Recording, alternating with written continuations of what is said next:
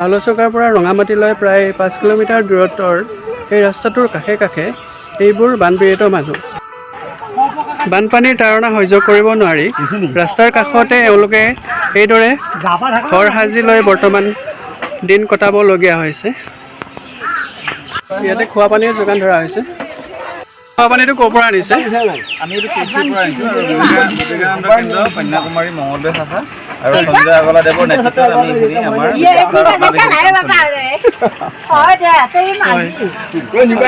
দৈনিক এনেদৰে দৈনিক দি থকা হৈছে। কালি গোটেই আপোনাৰ আমাৰ এইটো নগাঁও তাৰপিছত বইনাওজা আৰু ৰাতিপুৱা আমাৰ ইয়াতে আছিলে গাড়ী 2খন গাড়ী। কালি আমি 15,000 লিটাৰ পানী ইয়াত দিছোঁ আৰু এতিয়ালৈকে এতিয়ালৈকে আমাৰ 7,000 লিটাৰ পানী ইয়াত অলৰেডি দিয়া হৈছে। দিনত কেইবাৰকে দিয়ে? দিনত আমি 3বাৰ ইয়ালৈ অহা যোৱা কৰাই হয়।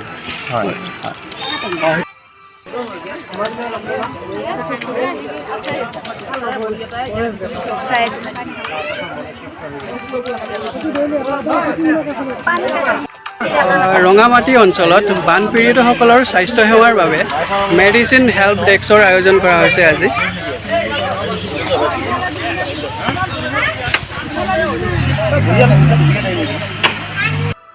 ৰঙামাটি অঞ্চলত বানাক্ৰান্ত ৰাইজক জয়গুৰু শংকৰ সংঘৰ ফালৰ পৰা কিছু সাহায্য প্ৰদান কৰা হৈছে।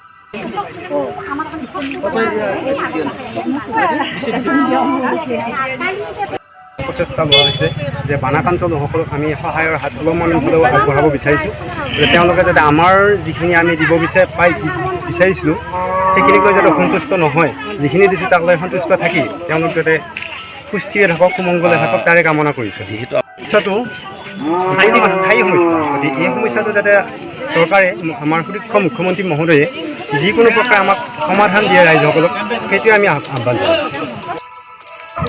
চৰকাৰী কৰ্তৃপক্ষৰ লগত আমি অকণমান সহায়ৰ হাত আগবঢ়াইছোঁ আৰু এই হিচাপতে মই এই সমস্যাটো আমাৰ চিৰদিনে হৈ থাকিব, কাৰণ যিহেতু আৰম্ভ হৈছে যেতিয়া ই মানে এটা স্থায়ী সমাধান লাগে নিশ্চয় আমাৰ ইয়াত মানে এই বানপানীয়ে গোটেই সমগ্ৰ অসমবাসী খুৱাই পেলাব। সেয়ে মই আজি চৰকাৰী কৰ্তৃপক্ষ, মই আচলতে আমাৰ এজন সুদক্ষ মুখ্যমন্ত্ৰী মহোদয় আছে, তেখেতক মই এই সুযোগতে আমি সমাজৰ পৰা ক'ব খুজিছোঁ যে যিসকল গৃহহাৰা হৈছে এই গৃহহাৰাসকলৰ কাৰণে তেওঁলোকে তৎকালীন এটা ব্যৱস্থা কৰিব লাগে। ইতিমধ্যে আমি গম পাইছোঁ ব্যৱস্থা হাতত লৈছে, কিন্তু এইটো যাতে এটা ক্ষণিক মানে এটা কাৰ্যকৰী ব্যৱস্থা লয় আৰু এইটো এটা স্থায়ী সমস্যা। গতিকে এই স্থায়ী সমস্যাটো এটা উপযুক্ত সমাধান লাগে, নহ'লে এই স্থায়ী উপযুক্ত সমাধান নহ'লে আমি সকলোবিলাক মানুহে এনেকৈ সদায় ভাৰাক্ৰান্ত হৈ থাকিব লাগিব। গতিকে এই ভাৰাক্ৰান্ত হ'লে আমাৰ অসমৰ উন্নতি ক'ত হ'ব?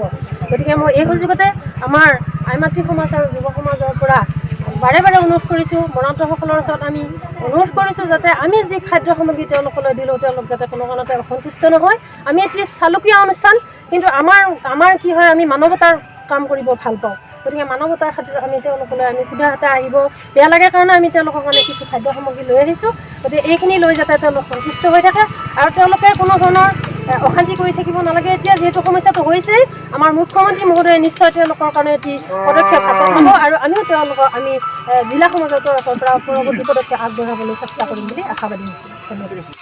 তাৰপিছত মই এই চেনেলৰ যোগেদি মাননীয় আমাৰ মুখ্যমন্ত্ৰী মহোদয়ক এটা কথাই ক'ব বিচাৰিছোঁ, আমাৰ 50,000 মঙলদৈ সমষ্টিৰ 50,000 লোক এতিয়া আমি পানীৰ তলত। তেখেতে যদি পাৰে আমাক এটা স্থায়ী বানপীড়িত অঞ্চলৰ পানীখিনি পাৰ হৈ যাবলৈ এটা স্থায়ী সমাধান কৰি দিব লাগে। ইয়াৰ পিছতো আকৌ আমাৰ এনেকুৱাই হ'ব।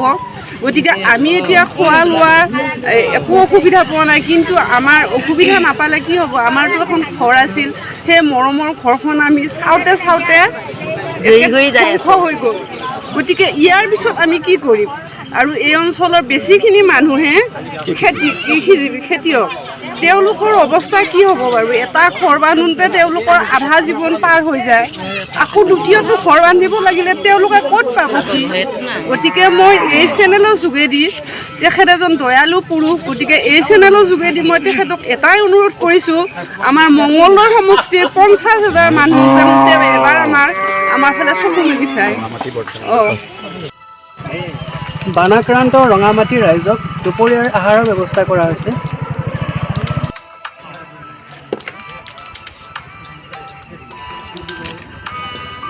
বানাক্ৰান্তৰ কাৰণে আজি সামান্যভাৱে ৰাইজৰ কাৰণে আমি সামান্য অন্ন গ্ৰহণ কৰিবৰ কাৰণে তেওঁলোকক আহ্বান জনাইছোঁ।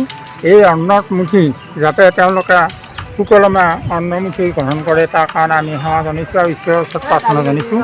আৰু আমি যিহেতুকে সৰু চুবুৰী এটা, এই চুবুৰীত আমি বহুখিনি মানুহো নাই, 20-25 ঘৰ যদিও আমি হাজাৰ মানুহৰ এটা অন্ন দান কৰিবৰ কাৰণে আহিছোঁ। সেয়ে আমাৰ ৰঙামাটি চব সমাজৰ বুলিয়ে নহয় গোটেইখিনি ৰাইজৰ কাৰণে আমি আগবাঢ়ি আহিছোঁ।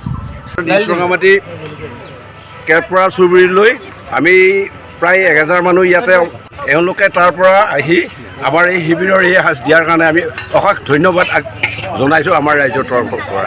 এটা ভিডিঅ' প্ৰস্তুত কৰিবলৈ বহুতখিনি এৰেঞ্জ কৰিবলগীয়া হয়, গতিকে আপোনালোকে ছাপোৰ্ট কৰিলে ভাল লাগে, ছাপোৰ্ট কৰি যাব। তাৰ বাবে ভিডিঅ'টি লাইক, শ্বেয়াৰ আৰু ছাবস্ক্ৰাইব কৰিব।